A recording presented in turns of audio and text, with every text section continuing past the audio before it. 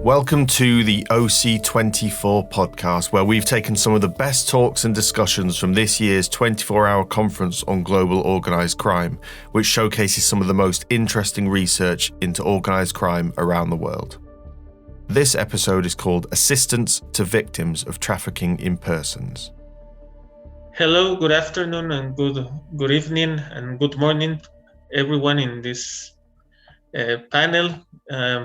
We're just giving some time for people to join us. A couple of minutes, people they are starting to join in this webinar. So my name is Mauricio Bastien, and I would like to welcome you to this session of the 24 Hours Organized Crime Conference organized by the Global Initiative Against Transnational Organized Crime.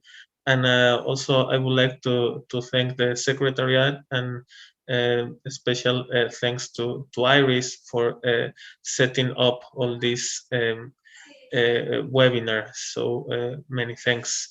I am pleased to be joined today by Raquel Caspi, Livia Wagner, and Mayra Hernandez, who are going to join me today in this event.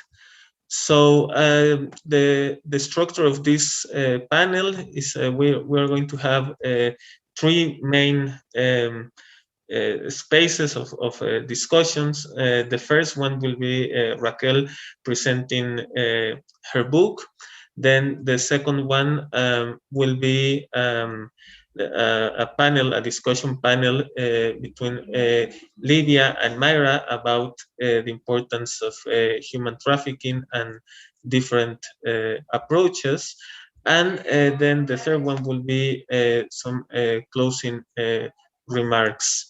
So to begin, I would like to welcome Raquel Caspi Miller, who is the author of La Estrella de Luna, Luna's Star, a book about a real story, a novel based on a real story about human trafficking in Mexico, and that describes the situation of this crime. So before giving the word to Raquel, I would like to introduce her.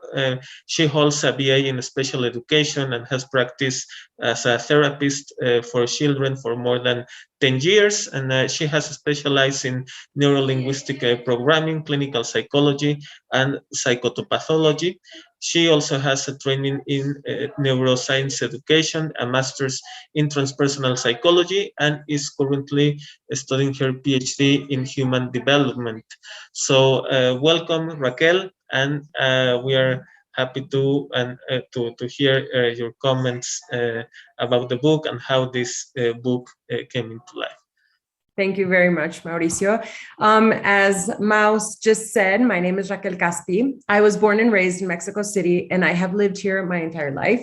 I am currently a week away from finishing my PhD in human development. So what I have been working on in my investigation has to do with victims of human trafficking survivors. And I am currently helping 5 human trafficking survivors, 5 women in therapy, with the objective of helping them transform their pain and their experiences into power. And today I will be talking to you all a little bit about Luna. Luna is a young Mexican woman who is a survivor of human trafficking, and she began her therapeutic process with me at the beginning of 2021. This has been by far, and I have to reiterate, by far the most challenging case I have seen, I have experienced in my almost 20 years of working as a therapist. And one would think that it's because of her experience as a victim, but in reality, tragedy aside, it has to do with a lot more than that. On our first session, she told me she didn't trust women. She didn't believe in therapy or psychology, and that she had been her own personal psychologist for 10 years. And I thought I understood, but I really seriously did not. When she was 14 years old, she went to an annual fair in her town in the state of Mexico with her cousin, Flor. And after having a wonderful experience, a great afternoon at this time, as I mentioned, she was 14 years old. She went on the rides. She had fun with her friends. And when it was time to go home, they went to a street, a place where they would usually get rides home. This is a small town. So, of course, they were used to doing this. They had done this before. And this was something usual for them.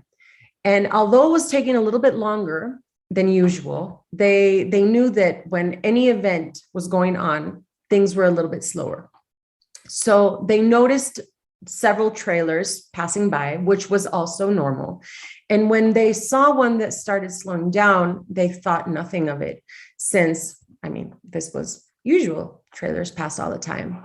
And in a matter of seconds, they were drugged and put into the back of this trailer. When they woke up, they were well on their way to another state, the state of Puebla, which Luna noticed as she peeked through some rails. They were each sold to a woman and her partner for $100. After spending 4 days in a dark room with no food and only access to dirty water, they were separated. That was her introduction to human trafficking, to sexual exploitation, into a living nightmare. The days that followed were all the same. There were 7 girls that had been abducted and sexually exploited, and they would be separated into small groups, 2 or 3 girls, and taken to local bars where they would work for 21 hours. Their work consisted of sexual exploitation and forced labor. They were in charge of cleaning the bar, working from dusk till dawn, and they were only allowed 3 hours of sleep per night. Their 2 meals, because they were only allowed 2 meals per day, consisted in cup noodles, chips, and sometimes crackers. And to drink, they only had dirty water. In these bars, the girls were forced to dance topless and cater to anything they were asked to do by the clients. This included any type of sexual activity, as well as any type of abuse, physical abuse. The first time that Luna escaped, she left one of the bars when no one was watching. This was during the day, and she ran until she was able to find 2 police officers. Out of breath and terrified, she told them her story. They asked her to get in the back of the car and told her they would take her home. What happened next is truly unbelievable, because they took her directly back to the pimp, the woman who had ruined her life and who had bought her for $100. After that, between the drugs, the abuse, the devastation, Luna felt as if she was already dead. Days and weeks went by, same thing every day, until it was time to rest. The enslaved girls, because there's no other way to put this, were given 2 days off in between bars, where they had been working for 2 weeks straight. Their days off consisted of washing their clothes, their shoes, and helping with house chores. They were still only allowed 2 meals a day and 3 to 4 hours of sleep. On this occasion, Estrella, who was Luna's friend, stole a gallon of water that was in the kitchen. I'm going to tell you a little bit about Estrella. Estrella was sold to this woman, to this pimp, when she was 12 years old. She was exchanged for a kilogram of cocaine, a kilogram of marijuana, and a bottle of tequila. So since the age of 12, Estrella had been exploited, enslaved in this group of people, within this group of people. So Estrella and Luna became friends. And although Estrella was a bit older, a couple of years, somehow they got into a beautiful relationship where Luna explains that she felt Estrella was like her big sister, who would take care of her, and who, when she wouldn't get the amount of money that she needed per night, which was $1,000, Estrella would help. So going back to the story, Estrella stole a gallon of water and took it into the room that all the girls shared and hid it with the idea to share it when it was time to go to sleep, when nobody would know. So when they were all together, she took out the gallon of water and she shared it, and they were all excited. They were happy. They had clean water to drink. So after this gift, they all went to sleep. What happened next changed everybody's life. The pimp went into the room. She was drunk and drugged, and she was screaming. She knew someone had stolen the gallon of water. And after screams and threats, Estrella confessed. And then she was beaten to death in front of all of her friends. When Luna told me this part of her story, after 10 years, she was inconsolable. She had lost the only person within this nightmare that gave her any hope. Weeks went by, and she tried to kill herself unsuccessfully several times. As I mentioned, the quota she had to meet, which was $1,000 per night, was now the last thing on her mind. She had lost her will to live and honestly did not want to buy another day, because that's what this was to her. She had to make this money to live another day. Because of this, because of not reaching the amount of money that she had to every night, she was punished. And she was thrown into a room with no food, no water, and she was just left there alone. But this room was where she was able to escape for the second time. This is a wonderful story because this was a success.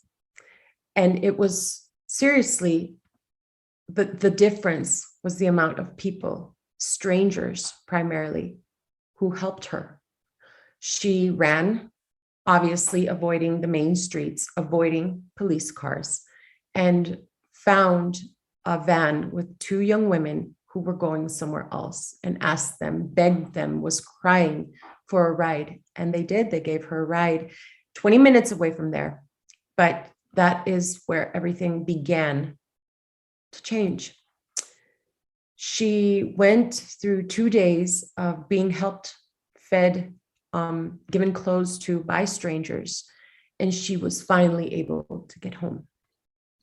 When she got there, she went to her house. She was with her family, and together with the authorities, they were able to go back and rescue the rest of the girls, including her cousin.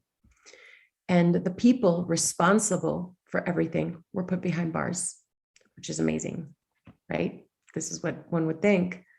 But to this day, after 10 years, these people still have not been sentenced. Luna did not receive any help from the government, not medical, psychological, economic, or otherwise. She was abandoned by the system. I would love to tell you that it was uphill from here, but it wasn't. She was re-victimized by everyone in the town. She was not allowed to go back to middle school because the principal decided that she was a bad influence for the rest of the people. Her family had spent the little money they had trying to find her and her cousin and didn't have enough money to eat. That is when they received a phone call the day that Luna turned 15 years old. And this phone call changed her life. The phone call came from Rosie Orozco, and she had heard Luna's story from a news reporter and contacted them. She aided Luna and her family by taking Luna in one of her shelters, which was the beginning of a very long healing process. In Mexico, which is a country with 32 states, only 8 of them have shelters for human trafficking victims who have survived. Luna spent months among other victims like herself and continued to tune into her strength and resilience to live yet another day. After hearing her story in several therapy sessions, I lost my ability to have a restful night's sleep. I was angry, I was terribly sad, and filled with impotence. So I decided to tell her story, with her permission, of course, with the hope that if we can actually connect to the victims from a place of empathy and humanity, we can make a change within ourselves, a change in our homes, and hopefully a change in the grander scale of things. This book, which tells her story, is a wonderful project. It's not only her story, because 100% of the royalties are destined to these amazing shelters for the victims here in Mexico. The royalties are for this cause. And it has been a very interesting journey, to say the least. People who have read Luna's story have understood that this is a group effort, that we have to help in any way which we find possible within ourselves and in our everyday life to create consciousness on this matter. Others have bought the book but refuse to read it. Too painful and scary, they say, and I understand, although I truly don't. You see, with every situation we are currently living, turning a blind eye doesn't mean things will stop happening. It just means that we don't want to really know what's going on, because that makes us feel vulnerable. The thing is, whether we feel vulnerable or not, we are all vulnerable. And it's precisely by accepting and embracing this vulnerability that we can be courageous. A courage we need for ourselves and for others, for our families, and for the strangers around us. Because at the end of the day, what we choose not to see is as important as what we do. Luna is just one woman. She is just one story. But I believe that this is a story that can shift our perspective. And if we can understand that every single human life is precious and valuable, and that we connect to what is happening from another point of view, a humanitarian one, then, in my opinion, we can accomplish very much more. Thank you. Thank you so much, Raquel, for sharing this story and for writing the book, a very powerful story that really leaves us with these emotions and with these sensations that we need to do more in order to prevent and to combat human trafficking. Thank you so much. Now we're going to pass to the second part of this panel, that is going to be a conversation between Livia Wagner and Mayra Hernandez. They are two experts that work in human trafficking from different fields. So first of all, I would like to introduce Livia Wagner. Livia's work covers mainly the issues of human trafficking for labor and sexual exploitation, specializing on responsible supply chain management. She has done extensive research on natural resources trafficking, such as illegal gold mining, illegal logging, and related organized crime forms, with a special focus on Latin America.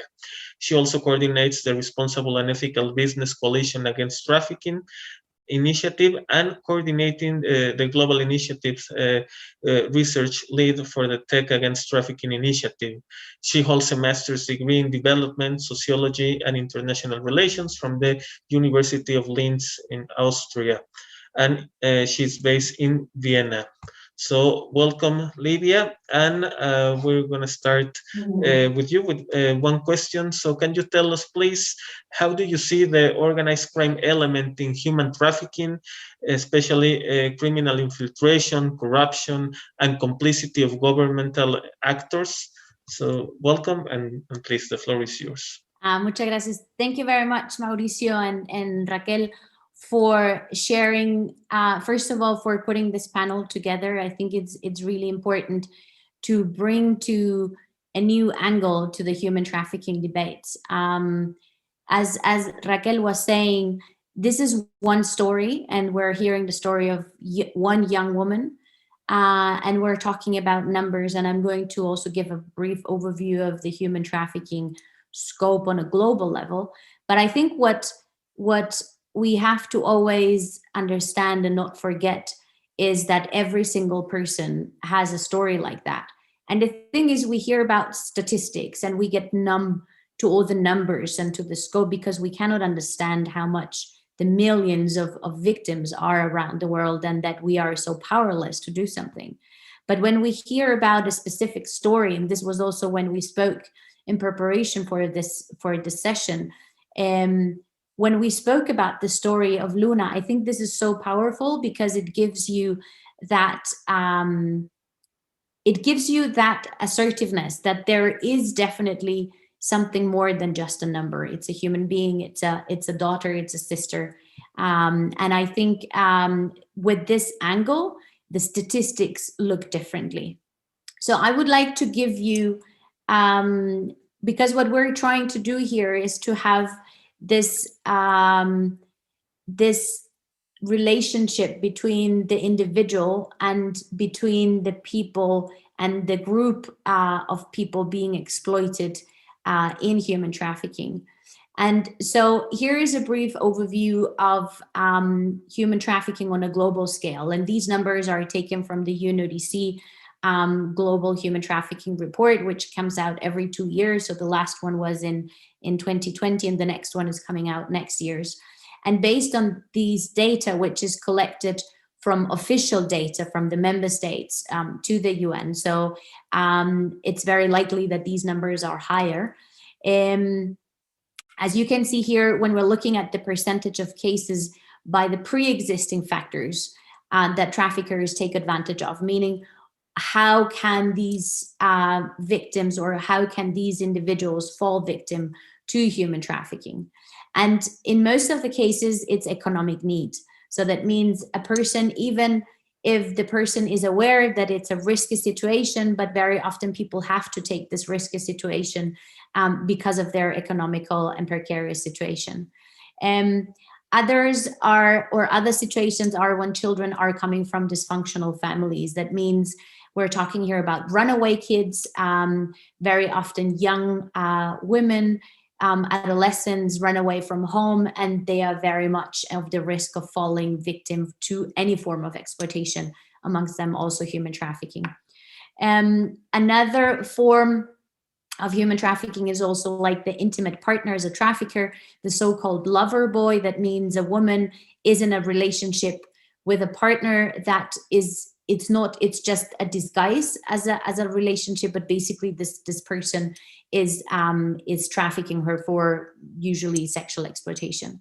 And then all the others, I don't think we have time to go through all of them, but here you can see a list of all the elements that make people vulnerable to human trafficking. And when looking at the statistics of detected forms of human trafficking from 2018, the majority of the individuals are trafficked for sexual exploitation, followed by forced labor, labor trafficking. And then the other forms are like forced recruitment for criminal activities, begging, forced marriage, mixed forms, removal of organs, and other unknown forms, or at least at the moment, emerging forms. What I'm also going to speak later on is how these forms of exploitation can and very often overlap. So it's not just sexual exploitation and forced labor. Very often, especially women and children, they are victims of a double form of victimization. Now, how is human trafficking possible? So now we have been looking at the individuals being exploited, but now looking at the groups, the criminal groups, exploiting people, the human traffickers, and how this business model works.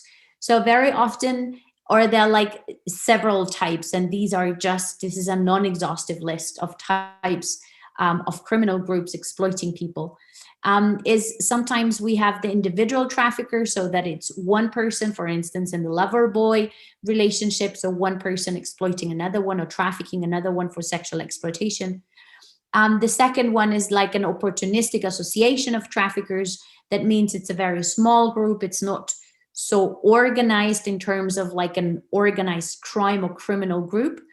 And in the second row, you see then more the organized crime element behind this, where you see a business enterprise type of groups that exploit people. And very often, and the second one is a governance type of organized crime group. So when there is already the control over an entire community, over a region.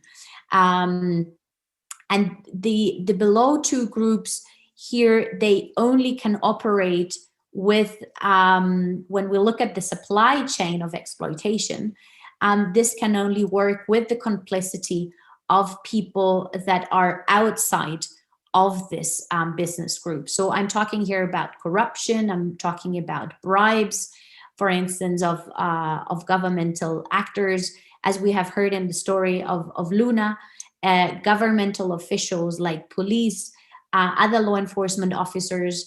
In some cases, we don't know exactly the percentage, but in many cases, this is necessary so that group and that type of business is possible, that there is an impunity, that there is no prosecution, and that there is also no protection for the victims. I think this is also something that we have to think about when we're talking about this ecosystem of human trafficking, that it's more than just the exploiter and the victim or the survivor. It's an ecosystem that allows the exploitation of people. And again, here we have different people when we're talking, for instance, about labor exploitation, even if it's in the informal sector, but we're talking about labor exploitation in one example, agricultural sector, for instance. There we even have the complicity of private sector actors. We have the complicity of supply chain elements that are, for instance, the suppliers of machines, the suppliers of any services, transportation, accommodation. All of them have to be complicit to make this work. Otherwise, it would not work. So I think this is something that is very important to keep in mind in terms of how to look at this ecosystem and how to address it. Thank you, Livia. Really interesting what you just mentioned, and we're going to follow up later on, and also with Mayra, who now I would like to introduce. So Mayra, she's the president and founder of Back Home, an organization in Mexico for prevention of human trafficking. She is also an activist against human trafficking and a counselor of the Citizen Security Council of Jalisco in Mexico, and counselor of the Citizen Searching of Missing Persons Council in Jalisco as well. So welcome, Mayra, and the first question for you will be as a follow-up to what just Livia mentioned about organized crime. What do you think it has been the impact of the pandemic in organized crime at the local level related to human trafficking? Thank you. Thank you very much for the introduction. Talking about pandemic and all that happened with also vulnerability of the persons, is that, well, COVID-19 has affected countries and people globally. But also, I think this pandemic in every part of the world created larger pools of vulnerable persons. Why is this? Because people started recruiting for many types of human trafficking. They started recruiting for labor exploitation, for sexual exploitation. They went also for some sectors as women, children, migrants. And what happened here is that, as we know, human trafficking is so complex that traffickers are intelligent, and they also start creating these new networks to change their business model. When they saw that, for example, in the world, many kids had in their hands a cell phone, that they were locked up at home, that they were using internet all day long due to the closure of schools, human trafficking also started to increase. Why? Because they started to change their operations, and they started to also analyze the vulnerability of many people. When the pandemic came to our world, they also started to change some types of exploitation. For example, the recruiting in organized crime was one of the most types that were increasing during the pandemic. For example, the production farms, and more here in Jalisco, as we know, organized crime is inside the city, inside many places here in Jalisco and in Mexico. But they knew how to get, for example, kids. They knew how to go to communities where kids weren't going to school. And they sold also this dream about having money, about changing their lives, about having cars, about having women. And also I think that this is many times because of the image that organized crime has given to society, that they are rich people, that they are powerful people. And the vulnerable kids that don't know that this is one of the most horrifying things that can happen in this world are believing in these people. So I think that that is why we had an increase, because of all the recruitment online, and because they knew how to move from physical to a online world. Thank you, Mayra. Yes, it's a good point about the overlapping of digital and offline crimes. So now, Livia, I would like to ask you if you can tell us about another overlap, between the different forms of human trafficking and other forms of exploitations, as domestic servitude, migrant workers, among others. Please, Livia. Sure. Yeah, as I think what is important, and definitely I would like to build up also on what Raquel and Mayra were saying, is that human trafficking is not the simple form somebody is being exploited and then you just have to address the trafficker and then the problem is solved. Because the reality is much more complex, the form of exploitation is much more complex. And then we come to the situation that we have, as you were saying, Mauricio, we have the overlaps of the different forms of exploitation. So it can start as one form of exploitation, but then it goes to another, or at the same time, women are being, or children or men are being exploited for two different forms of exploitation.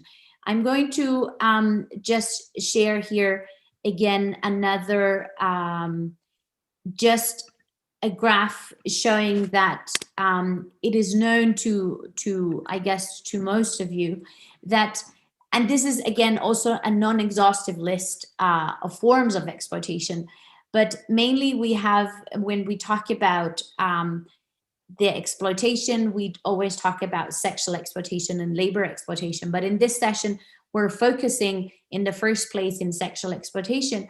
And then we realize from reports and from our research that sexual exploitation very often is in the center of many forms of exploitation. As I was saying, for instance, domestic servitude, especially in countries, in developing countries, the concept of having a person living in your house, a domestic servant, has become very often not just a form of labor exploitation because of forced overtime, because of withholding wages, confiscation of ID when there is something like that, no restriction of movement. So I'm talking now about the indicators.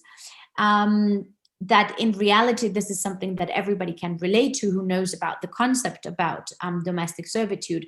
But here again, we have also the concept of, especially in Latin America, where, for instance, I've been doing some research on labor exploitation and domestic servitude, how these agencies, for instance, that they are providing the services to households for providing domestic servants or for connecting you with domestic servants, they basically, when looking at their activity, how they are acting on the ground, this may fall under the definition of trafficking for labor exploitation.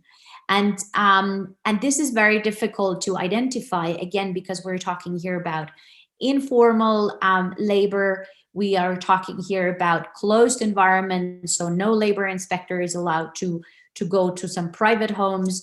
And basically these women, mainly women and adolescents, are secluded. When talking about labor exploitation here, for instance, about migrant workers in different agricultural work or in fishing, in the fishing context, in the mining context, in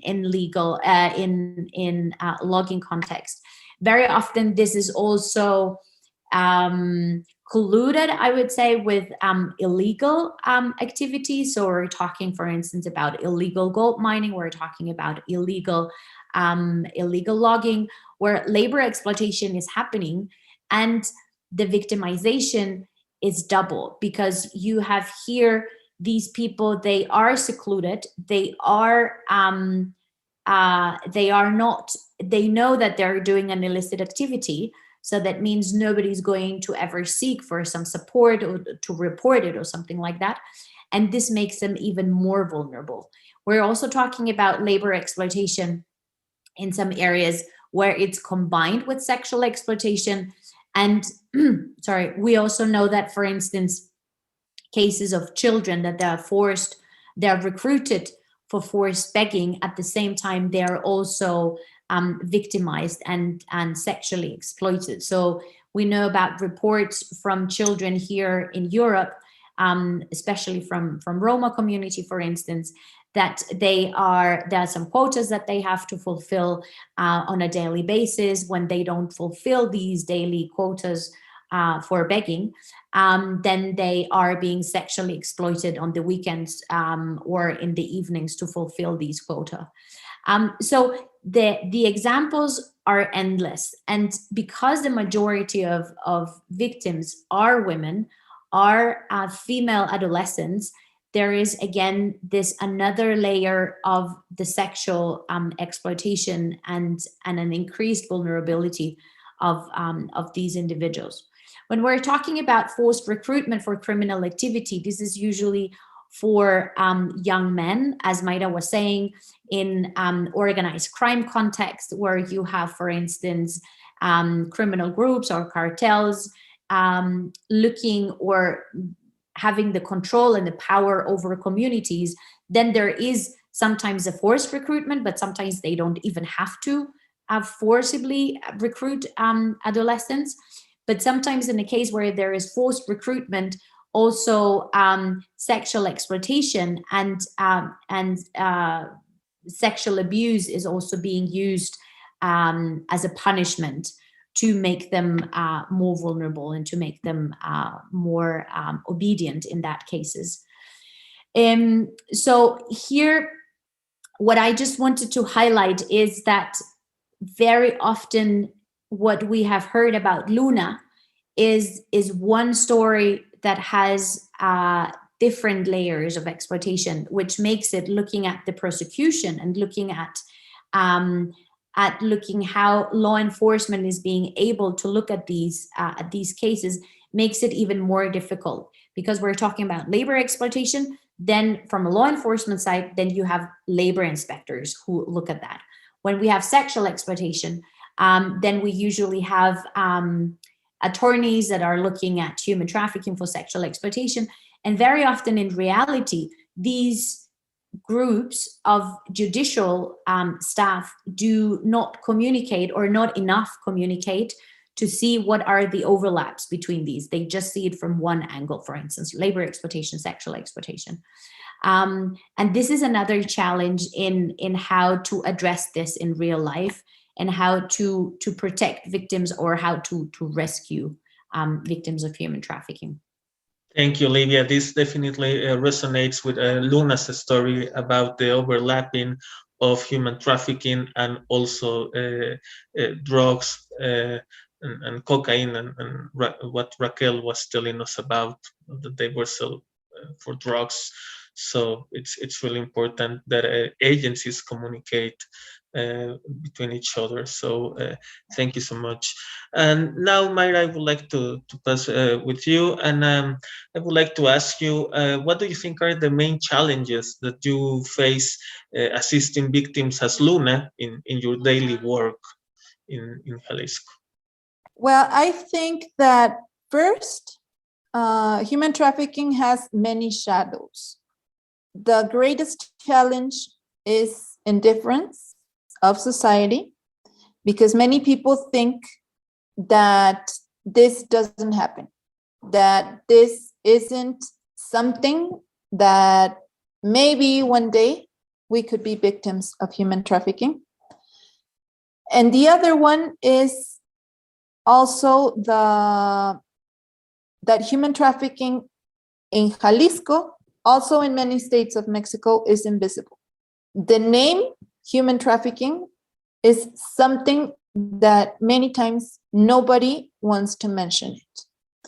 For example, in many places where we go with government, we talk about violence, we talk about crime, organized crime, we talk about disappearance, but nobody talks about human trafficking.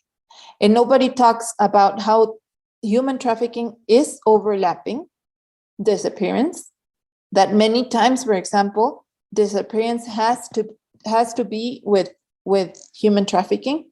Nobody is doing this analysis that exists in Jalisco.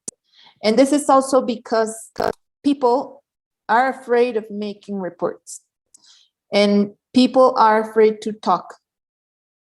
So when this word doesn't appear in the news, doesn't appear in the schools, when there is no prevention against this problem, it starts to increase. So the greatest challenge that we are having is placing it in these meetings, placing it with the governor, placing it in Mexico, so we can talk about it not only with people that are involved in fighting against human trafficking, but also talking it with all society. And I think that is the greatest hope about this book, because this book is for everyone, and everyone can read it. It's not only for human rights defenders, or it's not only for activists, it's for everyone, because everyone has to know about what is happening in our country, and in Jalisco more.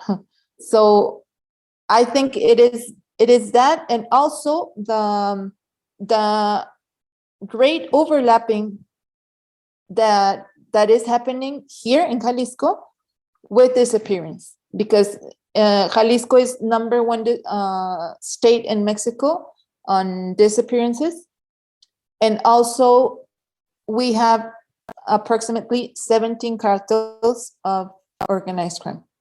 So I think all this is related. Thank you, Mayra. That's a great way to make a bridge to talk about the book. And now, Livia, I would like to ask you about the concept of dehumanization in human trafficking statistics, and why the book is important. Yeah, as I was saying at the beginning, I think everybody who is working in human trafficking for many years gets numb to the numbers, as I was saying before, because it's just too much to process. You cannot understand how much it is, and less for people who are not working in the area of anti-human trafficking.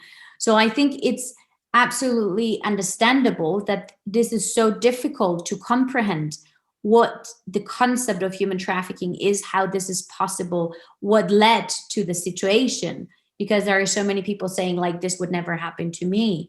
I would never be in that situation. And I think it's really, because these are numbers. It's numbers about people in Africa, it's numbers about people in Asia or in Latin America, but on a global level, it's something that happens to others. And I think what is really important is to understand, and I think a book like Raquel was now working on is one vehicle to make it a story that is not just a fiction, which is then even more powerful, because you realize like this young lady, she is now, as I'm reading it, and when I was reading it, I was like, what is she doing now? Where is she? How is she now? How has she overcome this? And it was really, even for me, that I've been now working in that area for so many years, and I've read so many stories, you know. But this book is still so impactful because it shows you that a very normal life gets upside down from one second to the other. And I think that is what is important to convey this message, that everybody can be in a situation that is risky. It doesn't mean that everybody is now can be a victim of human trafficking in terms of you go out and it happens to you. But I think it's just being the risk and being a vulnerable person, and everybody of us is vulnerable at some point. It's not a whole life. And I think that's really important to understand, that what this book can bring you closer to. And as Mayra was saying, like in Mexico, communities have to understand. And I think even more in the situation that very often people, especially young people, they hear about the rumors, what can happen to you, what might happen to you, and like the cousin tells you about a friend and things like that, but it won't happen to you, or you just take the risk because you just want to try it out, to go somewhere else, to have a good job, or whatever it is. And I think here prevention and awareness raising is crucial. This is, especially on community level, it's crucial. This is the first step. As a second step, what comes after that, you know? Because the awareness raising, I've been talking to people that they were telling me, young adolescent women, they were saying, I knew I could perhaps be in a dangerous situation, but I had to take the risk because I had no other opportunity back home. So we have to also think the step further, what comes after the awareness raising. So a book like that, powerful stories are necessary, are important, but this is a vehicle for the next step. And I think that is something that we have to think in the anti-human trafficking community. What do we do with these vulnerable communities? What do we do with entire migrant worker communities that they have to leave their home countries, their communities, their regions, because they have no other opportunities? And that brings us back to a more to a bigger concept of work, and how in a globalized work, what is work, what is worth your labor, and what is the price, what costs a product, what costs your clothes, your coffee, your name it, whatever it is. So I think that everything comes together. Thank you, Livia. And probably that next step that you're talking about, the book is the vehicle for a next step, could be citizen participation in the design, the implementation, and the evaluation of public policies against human trafficking. So now, Mayra, can you tell us about this, and how do you feel the book can have impact in this next step, please? I think this next step is a big challenge for us as country, because as Raquel said at the beginning, here in Mexico we only have 8 shelters. We need 32. So this was the first step for changing this reality, because this is urgent. What's happening right now when a girl, for example, here in Jalisco, that we don't have a shelter, is rescued, they take her to another place or to a shelter of violented women, and we know that these are two different points, that we cannot mix them. Another reality is that these shelters are full. There's no space. So we have to start to find a place in the other 8 shelters that are in Mexico. So imagine a 16-year-old girl that in this moment, when we are talking here, is still without a shelter. So that's the reality that we are living as a country and as Jalisco. And this little step, I think it's a beginning of a big step, because creating these shelters is, by buying this book, will be a great change. Many people, after reading this book, it has been really beautiful for us, because we have like 2 points. There are people that don't want to read the book because they know that by reading, maybe they will change their life, as Raquel and I are right now here. Because when we know about human trafficking, you have only two choices: or you do something, or you close your eyes and keep on going. So many people have told us that they haven't read the book because of that reason, because they're not prepared to take action, and they want to take action, but they buy it and they have it there in their desktop. And the other type of readers have been people that know about the labor that we have been doing, and they were like, oh, your labor is so beautiful, congratulations.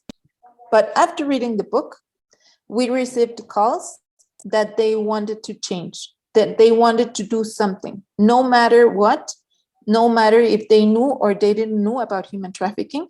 For example, if they are lawyers, they have called us and told us, if you need some help about laws, here we are. Other organizations that don't have to do with human trafficking, also, whatever you need, here it is. Thank you. So the first question that we have would be from Vanessa. So, and it's for Raquel.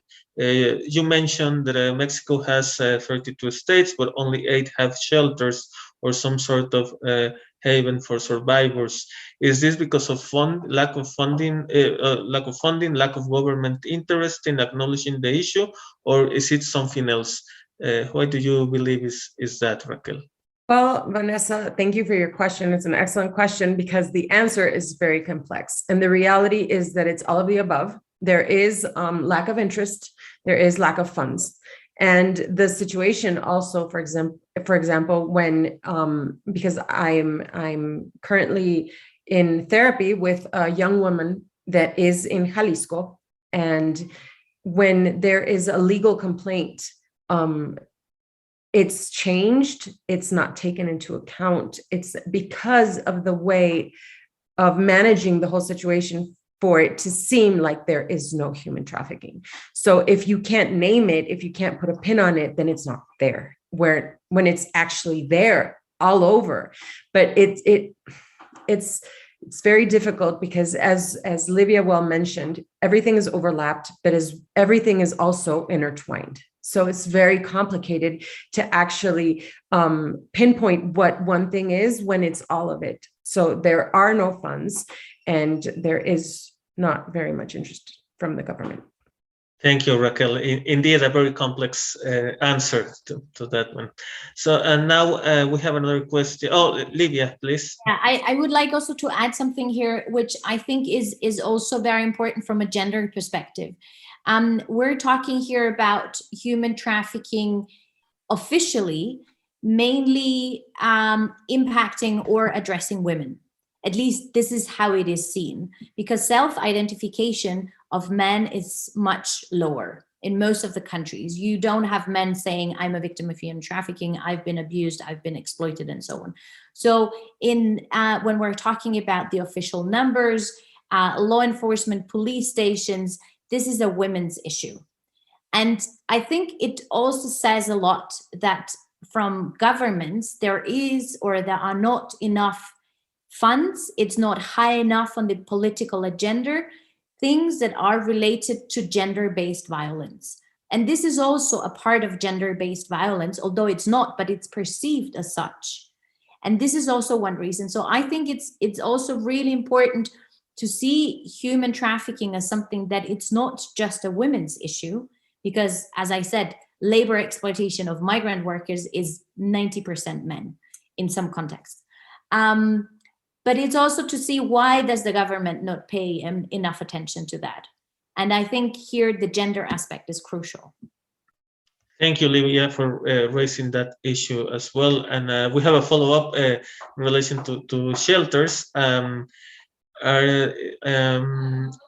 want to know if these shelters are government run, and they ask because they are thinking about NGOs and what resources they may or may not provide to this population. These shelters are not government run. Yesterday I had the opportunity, Monday and Tuesday, I had the opportunity to go again to these shelters, the girls' shelters and the boys' shelters, because they're separated. And it's a very difficult issue, primarily because they are NGOs, and because, as we very well know, I mean, there aren't enough resources. I mean, there are donations, there are people who constantly try to make a difference with their time, that's also part of the project of the book. No, it's the resources. Well, the royalties go towards these places to give them a bit more, but the reality is that no, they are not funded by the government. Actually, quite the opposite.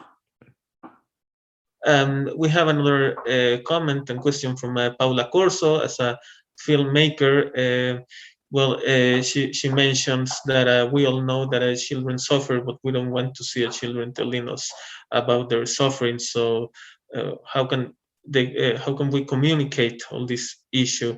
And also she's asking what happens to a person who was exploited, who is waiting for him, her outside this world. I don't know who wants to answer, or maybe mention. Mayra, yes, please, and then maybe Raquel can mention something about Luna's story afterwards. And we have 5 more minutes, please, Mayra. I just want to answer about the filmmaker. I think that films about human trafficking specifically are movies that nobody wants to see, even me, because it's suffering. You cry. There's movies that I couldn't see because we don't want to suffer more. The other thing is that we as human beings are protecting us from knowing this reality. But what we can do is show this reality with hope, because many of the movies of human trafficking are only the bad things. And you finish the movie and you're like, oh my God, and that's all. But they don't give you this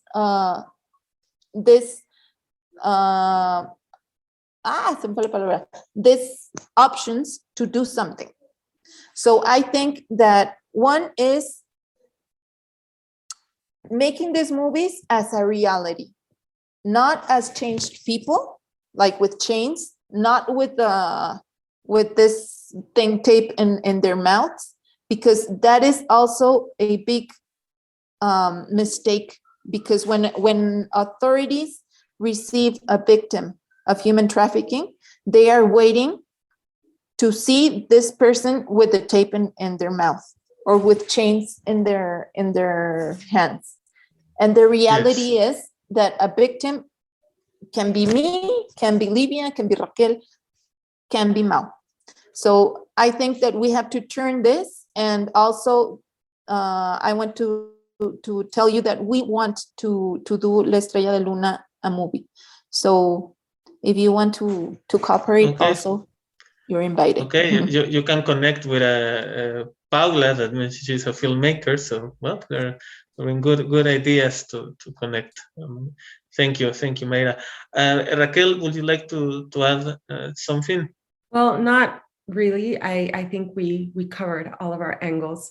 And well, thank you for the questions and the comments. I think it's amazing, as I read in one of the comments, to focus on the shelters and to focus on what comes next, because I do believe that all of us have the strength, have resilience. And if we can connect to that, right? Because with Luna, as we begin reading the story, we know she's still here. So that somehow makes it bearable, even though it's terrifying and sad. We know she's still here. So that gives us hope. So connecting with this might be a way to change the narrative and to get people involved in what we can do.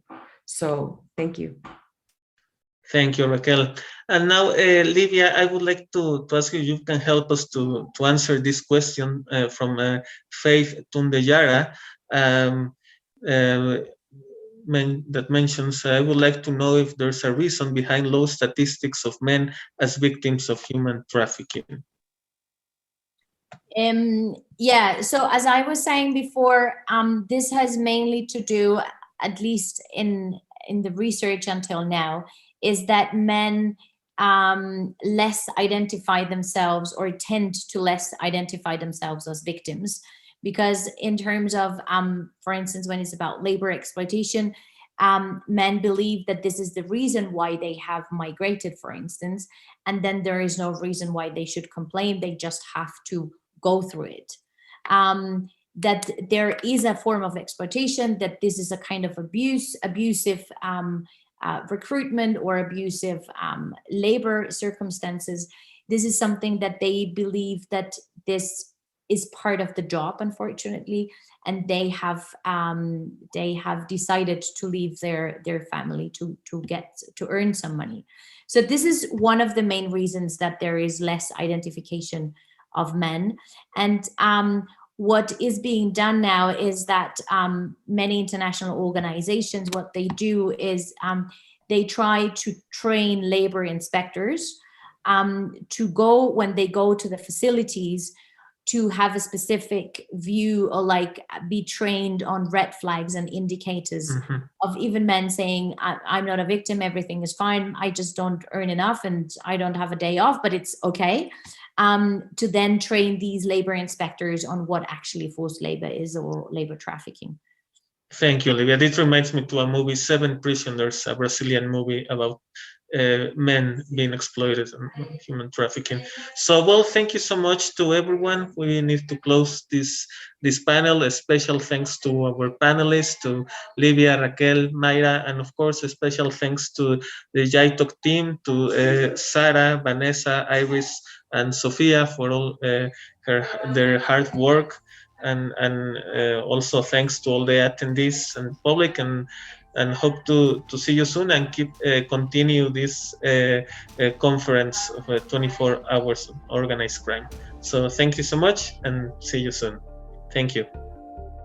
Thank you for listening to the OC24 podcast. For more talks, have a look at the podcast feed on whichever platform you use. There are loads more to listen to.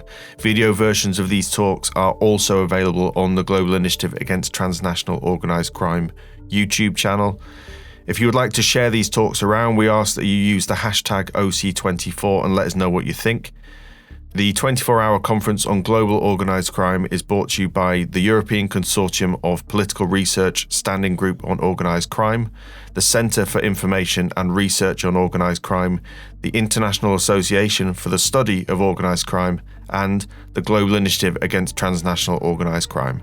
For more information, head over to oc24.globalinitiative.net. This has been the OC24 podcast from the Global Initiative Against Transnational Organised Crime. Thanks for listening.